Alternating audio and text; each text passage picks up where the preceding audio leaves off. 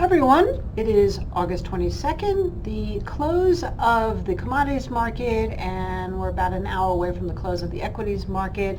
This is Michelle Schneider Mish, Chief Strategist of MarketGauge.com. We're going to talk a little bit about gold, and I want to mention silver, also natural gas, oil, NVDA earnings, and of course the upcoming Jackson Hole. But I think before we start that, the most important relationship that we're looking at right now is the relationship between the bonds and the dollar.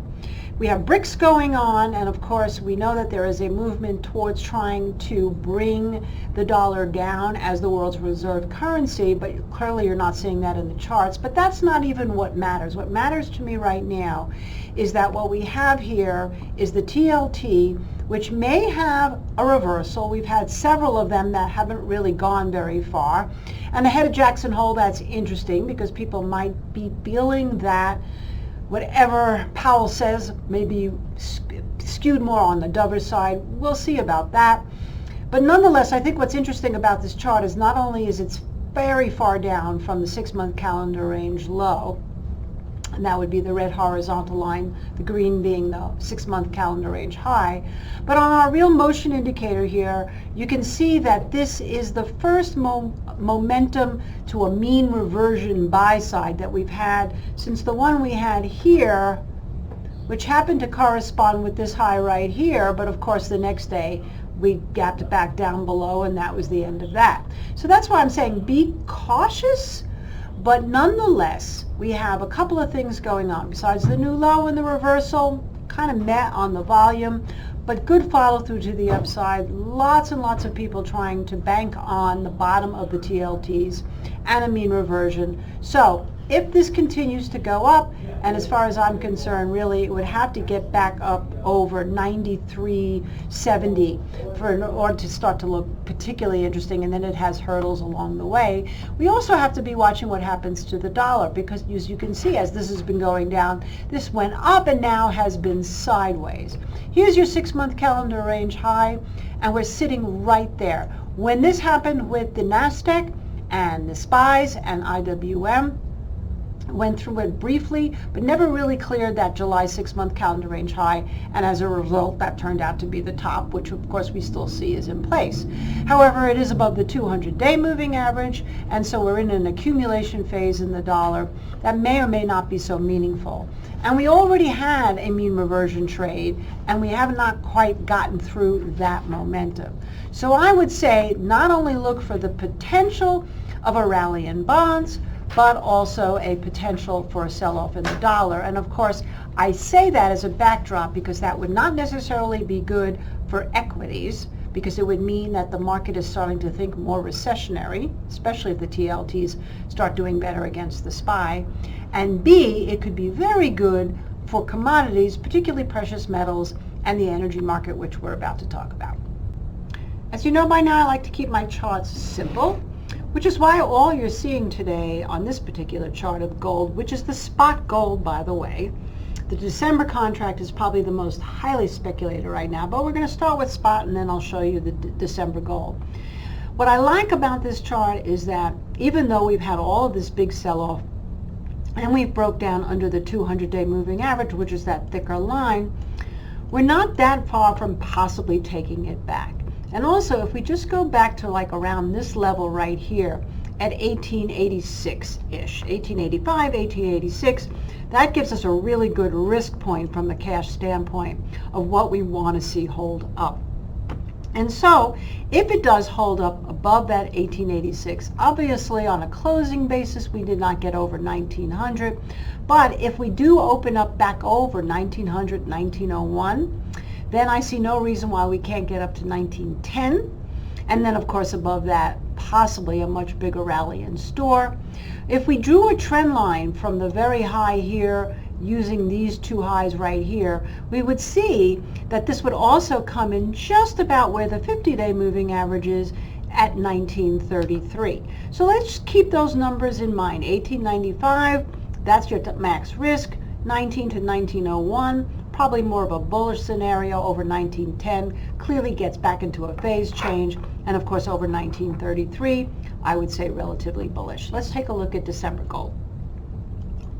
So the December gold is trading at around 1925. So you can see that the actual gold prices are in contango, which means as the futures go out, the prices get higher and higher. Generally, that's bullish, but it hasn't really worked out at that point here in gold yet. Now, again, in this case, we are actually below both the moving averages and much further away than what we saw in spot, which is why spot will be very key here. But I do again like the idea that we have this trend line coming down along with the 50-day moving average, somewhat around the same levels. Let's call it 1975 to 1980, and we know that's been highly pivotal.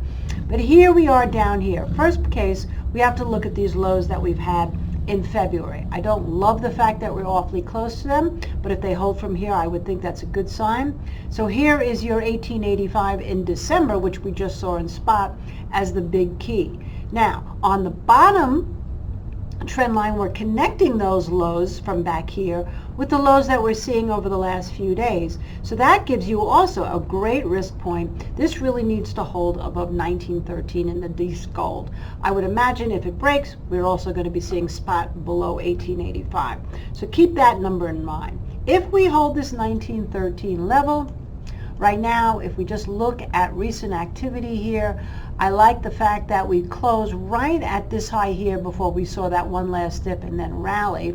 So that's why this 1925 will be our first pivotal area if it opens up around unchanged. Above 1925, more bullish, below a little bit more negative. And if we get through 1925, then of course our next spot's going to be 1940, which probably corresponds more with the 1908, 1910 that we saw in spot. And then of course beyond that, we're looking at 1960 up to 1970. Below that 1913 or that 1885 in spot, of course we'll be looking down here at 1884 in Dece. Okay, let's move on because silver looks even more interesting to me right now than gold. So we can compare apples to apples. This is actually the December contract of silver. And what's interesting about it is that as we saw, gold was still pretty far away from its two moving averages. This is getting closer. And I believe that we had talked about 2350 as a pivotal area. So if we take that 2350 right now, that would be your pivotal area and probably a good risk point, give or take. However, what's even more interesting is that silver is now getting a little bit of follow through, but absolutely needs to get through these two moving averages right here to prove that it's got some muscle. Through 24 or 2404, then I think that you would have to play it from a buy the dip bias. Right now, we're still buying the dip. However, as I mentioned, that 2350 would turn us a little bit more negative, or I should say cautious. And overall, if we connect this low to this low right here, we can say that any move below 23 and 2250 would obviously not be very positive for silver. So just keep your mind on that. And also on the silver to gold ratio, as we know, that also is a good reflection pardon me, of whether or not we're heading more towards inflation, and not the kind that we're measuring by CPI and PPI, but the kind that would be measured by more unrest and more geopolitical unrest, social unrest, and also more weather problems. Okay, looking at the October crude oil, West Texas price here, we were looking at 80 as the area that we really wanted to see hold for a more bullish bias, and yet it's right below 80 here on the closing basis. So we're going to alter that back down more to 78, and that's really on the basis of more of these chart patterns right here. So I would still say 80, particularly over 80.30, is going to be a bullish bias above it. And if we stay below it, then of course we're going to be looking for that move to 78. And if it breaks down under there, then that would mean obviously we would take a trip closer to the moving averages at around 75, 80, 76. What's interesting about this is that with all of the issues with weather and supply, the fact that it has not been able to maintain a rally is something to be noteworthy of. So we have been in our oil position for quite some time here, and we will possibly be looking to exit if it breaks down under that 78 and potentially add, as I just mentioned, if we can get back over that 80.35 or 80.40. Let's move on to natural gas. So this is the September, so basically it's cash. And again, very interesting in that it had this nice pop up to 3. We talked about that happening, but could not sustain the rally. But starting to look awfully cheap here at these current levels at around 250, particularly seasonally, we should be able to start to pick up in the natural gas market. So right now, I would say looking at current price action, our ultimate support here is at $2.45. Would really like to see it though hold over that 250. So far it has on this correction. And of course on the flip side, here's your 50-day moving average. Back over 265, then I think we could start to see more buying, and I would start to actually look at this more as a bottoming formation and maybe even say higher lows, which means over that 265 level, we could get back up to 280.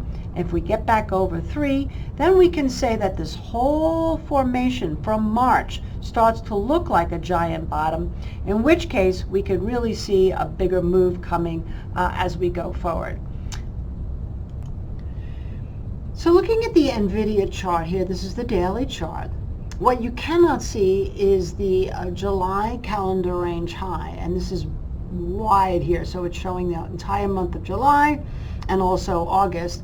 But the high in July to set the calendar range was set on this day right here at 488.88, and today's high was 481.87. So it actually took out the high, the all-time high, by $1 and change, and then sold off. So that is so interesting. It also failed to clear the 6-month calendar range high, which again, as I've mentioned now a couple of times, could mean significant resistance. So as we're going to earning, what we know about NVIDIA is that everybody under the sun now has actually made a very, very bullish call. I've seen upgrades to $700, $800, even $900 a share. But that doesn't matter. What matters now is going to be what the chart looks like, and after it reports, if it can get through 480, I think then indeed we'll be looking for $600 to $700 a share.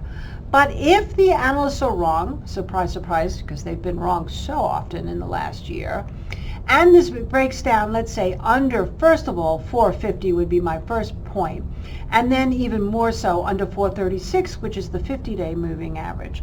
I would only say that could happen because of what I'm seeing here in momentum.